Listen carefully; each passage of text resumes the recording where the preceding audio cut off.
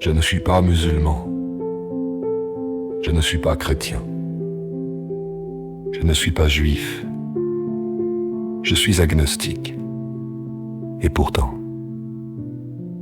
j'ai appris à regarder autrement. Pas avec la colère, pas avec l'indignation, mais avec ce qui vient après. Je suis tombé sur une vidéo, une mère, une voiture, un enfant à l'arrière. Elle dit: le Père Noël n'existe pas. La maîtresse va mentir, ne l'écoute pas. Et avant, j'aurais peut-être réagi autrement, avec rejet, avec méfiance, avec cette vieille colère héritée d'un monde qui m'a appris à me fermer. Mais cette fois, ce n'est pas la religion qui m'a heurté, c'est l'enfant. Parce qu'un enfant, ce n'est pas un support idéologique, ce n'est pas un drapeau, c'est un être en construction. Et ce qu'on dépose en lui reste longtemps. Le problème, ce n'est pas de dire la vérité.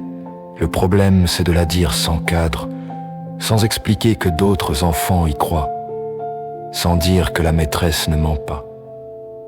Elle joue un rôle collectif, sans préparer l'enfant à porter ce silence face aux autres. Savoir avant, ce n'est pas toujours grandir parfois, c'est d'isoler. Alors j'ai fait ce que j'ai appris à faire. Je suis retourné au texte, pas pour asséner, pas pour citer, mais pour vérifier. La Bible, la Torah, et ici, le Coran. Parce que je sais comment fonctionne ma mémoire. Je comprends fort, je comprends profond. Mais je reviens toujours vérifier ce que j'ai cru comprendre, et ce que j'y retrouve à chaque retour, ce n'est pas la brutalité. Ce n'est pas l'écrasement, ce n'est pas la guerre culturelle. C'est la sagesse, la douceur, la responsabilité envers les plus fragiles. Alors je me suis demandé, avec humilité, si j'avais été musulman, comment j'aurais parlé à mon enfant? Je lui aurais dit: tu sais mon cœur, chez nous on ne croit pas au Père Noël, mais beaucoup d'enfants aiment cette histoire, et ça leur fait du bien d'y croire. À l'école, c'est un jeu. La maîtresse ne ment pas. Elle aide les enfants à rêver un peu. Toi, tu peux respecter ça. Tu n'as rien à prouver, tu n'as rien à corriger. Un jour, quand tu seras plus grand, on reparlera de tout ça ensemble.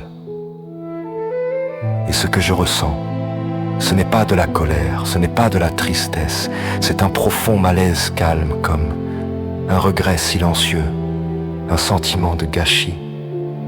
Parce que c'est dommage, terriblement dommage, qu'un regard agnostique puisse parfois être plus fidèle à l'esprit d'un texte que ceux qui disent le défendre.